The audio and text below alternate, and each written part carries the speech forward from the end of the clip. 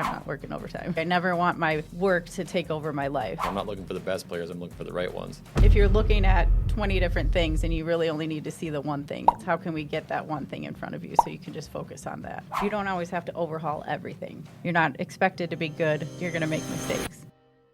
Hey there, business enthusiasts. Welcome to the Chills Podcast, brought to you by All Weather Roof. Because just like a sturdy roof, our conversations are built to last. I'm your host, Brent Loberg, and we're about to dive into the world of business, family, and the moments that give us those exhilarating chills. Ever wonder what keeps successful people inspired? Well, get ready to find out as we chat with some fantastic all-weather customers, partners, vendors, and friends. We'll explore their triumphs, challenges, and maybe even some unexpected secrets. After all, business is not just about numbers. It's about the people behind them. So grab your metaphorical popcorn and join us on this journey. Get ready to be inspired, maybe even get a few chills of your own. This is the Chills Podcast. Let the goosebumps begin. Welcome. Thanks for coming in. Yeah. Sarah Becker, tell us a little bit about your business. So I am the owner of Clear Simple Business, and I do process improvement consulting with organizations. So it's really, if you think of what are the things you do on a day-to-day or monthly basis that don't work, or you really don't like doing them, and maybe you don't think there's a better way of doing them, my business comes in and shows you that, in fact, there is a better way of doing it and reducing the time and the errors and working with the systems that you have within your organization. So it's not about bringing in a shiny new software, but it's about looking at what you already have and how can we do the process better with what you already have. Okay. And how did you think to create this business? So I came out of Target. I worked at Target Corporation for about 6 years. I always felt like I should own my own business, but never quite knew what in. So there came a kind of a turning point at Target where they were letting people go. And so I started to think of my plan B outside of the corporate world.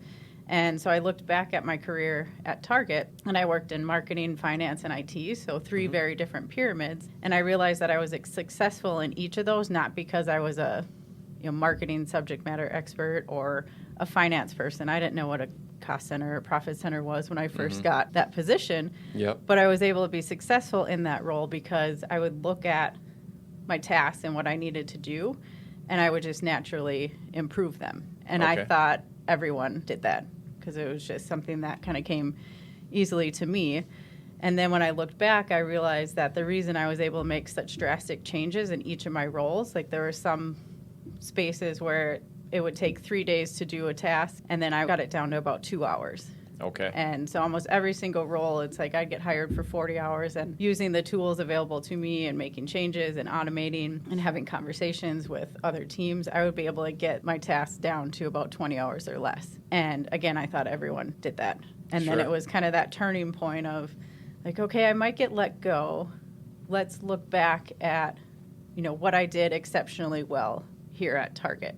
Like Okay. Target gets a lot of the top talent in the area.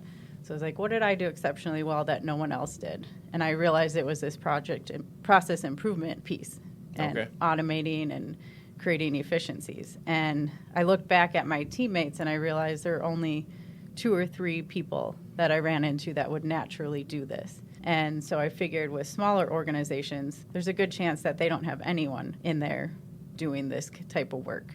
Okay. And so that means that the processes they're probably doing are painful and could be done in a better way. Okay. And so I ended up jumping ship from Target and opening my own business around that premise of making life easier and more automated and efficient within kind of that smaller business space. Okay. The 4-hour work week. I've heard of that book, but you're always like, is that really a thing? Oh, yeah. You can make it a thing for sure. Like I said, every single role I had as an employee at Target or at various organizations, it would start out as 40 hours, and then I'd be able to update it and get it done in 20 hours or less. Okay. And sometimes even in that 20 hours, I'd be getting more done than the person who came in before me. So there's definitely a lot of opportunities to do things differently and just make things like more clear and easy to follow and automated. You're making people super efficient. Yep. Sure. Do you have other employees or is it just you? Right now it's just me. Okay. And I'll pull in different consultants. Sometimes we partner in different areas, and then sometimes some virtual assistants to do kind of background stuff. But for the most part, it's currently just me. Okay. Are you using anything like AI, anything new, anything up and coming in your business? I haven't jumped into the AI space Okay. yet. So actually a lot of what I use is kind of Office 365 tools, because my main goal is to use what's available to you And so a lot of that's Office 365, whether it's Excel, OneNote, SharePoint, or a lot of organizations have their like industry specific software that a lot of times you can customize to a certain extent. So a lot of it is removing digital clutter. Like if you have too much in front of you, then you get exhausted. Oh, for sure. If you're looking at 20 different things and you really only need to see the one thing, it's how can we get that one thing in front of you so you can just focus on that. Sure. Yeah, I remember at one time I had iPad, iPhone, and then my MacBook, and I'd get an email and ding, ding, ding, and you can Right. see how getting rid of some of that stuff even.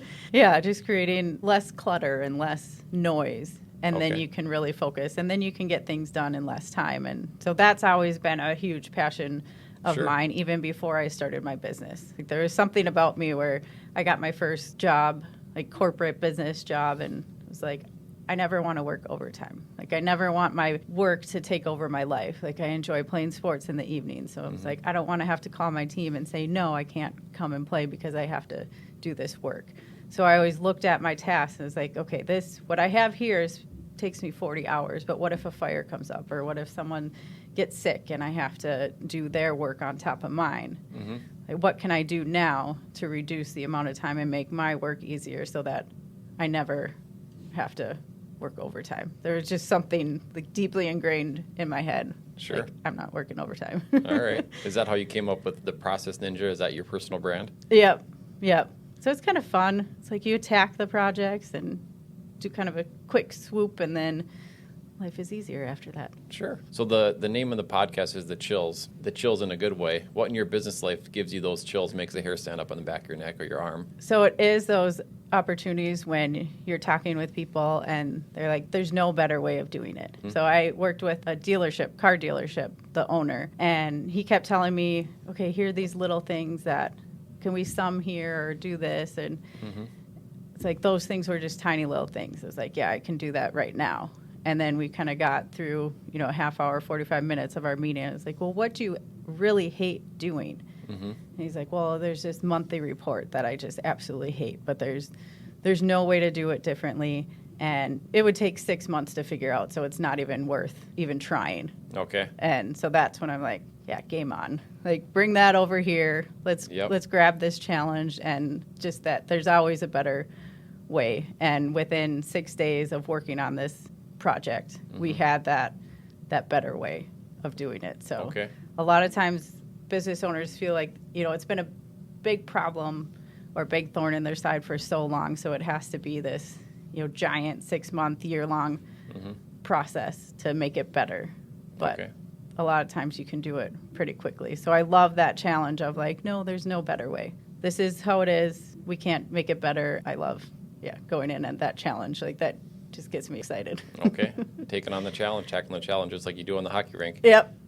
Okay. Yep. How about Chill's home life? So I was thinking about this question, and it brought up like laughter. Okay. And I remember, I think it was 6 months or a year ago, seeing a quote. It essentially said, like, our job as parents is to teach our kids how to be responsible and kind of the rules and all that. But we can't forget that we need to also teach them how to enjoy life. Seeing that, it kind of made me pause. It's like, okay, I have high expectations for myself and my kids, but am I teaching them how to enjoy life? And then since then, I've been focusing more on like, okay, we can relax a bit. Sure. And those moments when, the whole family's together and we're just truly relaxed and it's like real laughter, like that just gives me the chills and the goosebumps and just makes me so happy.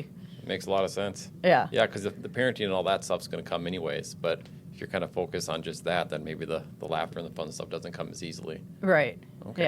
Yeah. So what is your hockey background? Well, I grew up on a lake in Maple Grove, and so I always skated. We were always out there ice skating all winter when there was ice. Not this winter. There's not any ice, but but most winters, we would be out there with the neighborhood kids, and we'd be skating. And girls hockey wasn't really a thing when I was growing up, and it just wasn't an option younger. And then when I was about 12 was when women's hockey was in the Olympics, and so it became more visible and it became more of a thing to play. And so I started playing organized hockey when I was 12 on a girls' team. Okay. And I kind of had an advantage because I actually knew how to skate already. The struggle with hockey is other sports, like, well, you already know how to run. Yep. And so you can just go out and learn the game. Whereas hockey, you have to learn how to run first, how to skate, and then kind of learn the game. So I kind of had an advantage over the other girls who had never skated before.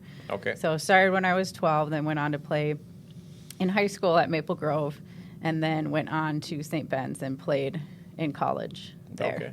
Awesome. And that was, like 5 years ago or something. Yeah. College. Yeah. And you were forward? Yep, I was forward. Okay. Yep. So I would say I'm a little too short to be a defender. Yep. And speed was really my strength. Okay. So I did that. And then now I play in a women's league Okay. in Minnesota. So still keeping it up.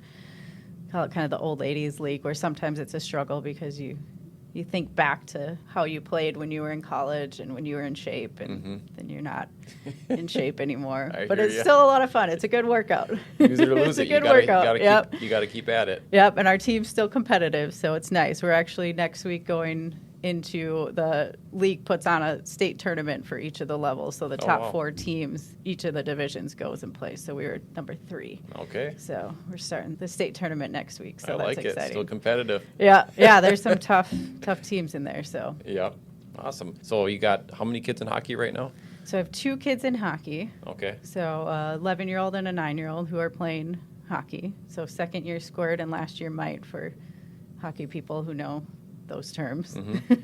And then I also have a 7-month-old baby. So had a little baby girl in July. Awesome. So, Congrats. Yeah. Super fun. You're in the middle of it all now. Yeah. It's a very fun, like that 6-7 month age is a ton of fun because they start, interacting more. So now the older kids were super excited when she came along. Didn't realize that as a newborn, they can't really do that much with her. Sure. So now these last few months, they can interact with her more, and they, enjoy getting her to giggle or to scream or spit out her food or, Sure. All the fun stuff that the kids get to do. And Yep. then the parents have to be like, maybe not the peas all over the kitchen table. Exactly. I know it's fun, but let's do like the bananas or the applesauce that's not quite as bright and green. Sure. I miss those stages, but you do appreciate the new stages as well. Yeah, and it's just so different because it's like the older 2 are about just under 2 years apart. So it's just a different time having the 2 little ones and then having them so much older and then having the younger one. It's fun to see like the newborn process through their eyes. Sure. Yeah. Super fun. Do you take anything from your hockey life into your business life? Anything that you've learned or? There's so much. I do process improvement work, but ultimately I do a lot of people work with organizations as well, because as I'm sitting with people and reviewing their processes, they're telling me a lot of things about what they like and don't like about the specific process, but then it also end up being a sounding board with kind of the people side and how people are being treated. And so I've kind of gotten a bit more into that culture space and how people interact, because I feel like sometimes it can be, we're talking the talk with, we want to be the best place to work for our employees, but then our actions and the walking the walk can sometimes contradict that. And a lot of that can be our own beliefs on what it means to be a leader and what that means on how we treat our employees. But then just coaching this year with my daughter's team, I kind of had an aha moment where I saw, you're always trying to create those team dynamics and this really great culture that can lead to success and wins, but also, more importantly, in youth sports is the opportunity to become better and to learn and to learn so many valuable tools like working together and own individual skills and valuing diversity. Like you can't have all fast forwards on your team.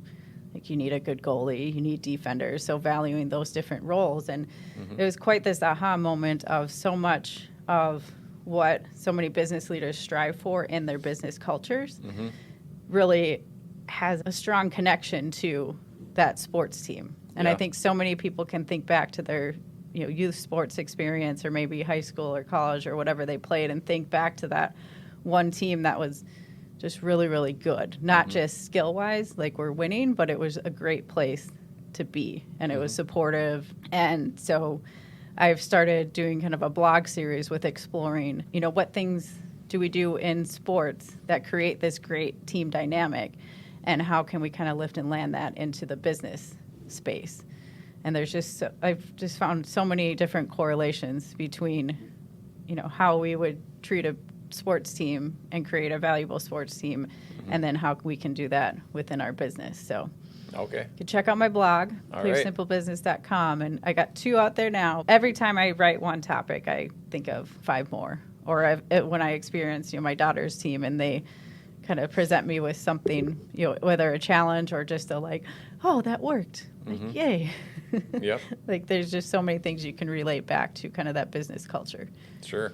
Yeah, what you were talking about reminded me of the quote in The Miracle with Herb Brooks, where they're picking the guys for the team, and the guys said, "You're missing some of the best players here."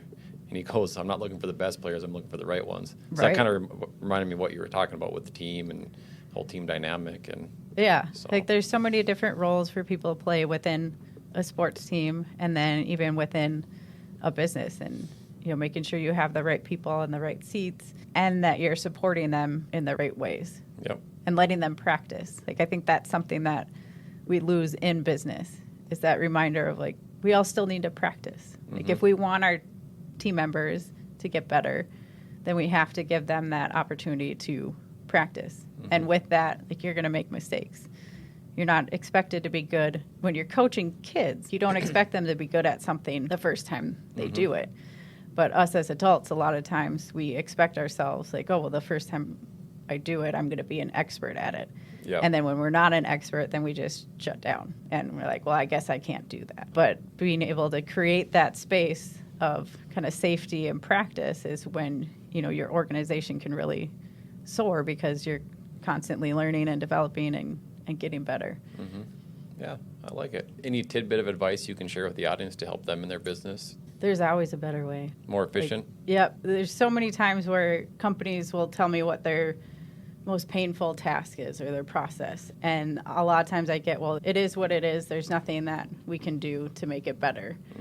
And that's not true. There's always ways to be constantly improving. So looking for those opportunities to be constantly changing. Even tiny little small tweaks can have a huge impact. So, you don't always have to overhaul everything, but just be looking for those tiny little tweaks that can have a huge, huge impact. Bonus question for you. Uh-oh. Favorite hockey movie? Well, Miracle is really the top Yeah. movie. I do Mighty Ducks. I was at the age where I was kind of the same age as the actors as they're going. So that's a great movie. Although if you actually look at it through a hockey lens, it's not the best hockey skills. So you're critiquing the when you critique where it's Emilio Estevez is holding the stick wrong, the butt end of the stick is way up, and you could tell he can barely stand on the ice, and and they take their helmets off on the bench all the time. That doesn't happen. Yeah. And then in the second one, you're in the Olympics, and you have a kid who can't stop. Come on, that's not real life hockey, but it's entertaining. So, sure. Yeah. Super fun. I would agree. Miracle was a really good one. Yeah, I love watching, if you've watched the behind the scenes stuff, because almost all the actors were actual hockey players, and I've watched the behind the scenes, and they talk about how it felt more like a hockey tryout than it did acting for a movie tryout, because they actually put them through hockey drills and stuff. So they really had a focus on hockey and making sure that was accurate. Sure. Kurt Russell did an amazing job. Oh, yeah. He? I mean, he was all in. I mean, you do look at some of the actual footage of the Olympics and Herb Brooks, and even some of the players actually even kind of look alike. Yeah. Yeah, they did a great job depicting that. Unbelievable. Yeah. Yeah. What's the best way for people to get in touch with you? Email, so it's Sarah with an H at clearsimplebusiness.com. Okay. Otherwise, website. You can find me on LinkedIn. All right. Well, I think that's it. Thanks for coming in. Yeah, thanks good for to having meet you. me. You too. Yeah. And that's a wrap, folks. A huge thank you to our incredible guests and, of course, All Weather Roof for making this podcast possible. If you enjoyed these conversations as much as we did, don't forget to hit subscribe and share the chills with your fellow business aficionados. Remember, it's not just about business, it's personal, and it's all about the people. Stay inspired, chase those dreams, and let the chills guide you. Till next time, this is Brent, signing off from the Chills Podcast. Catch you on the flip side.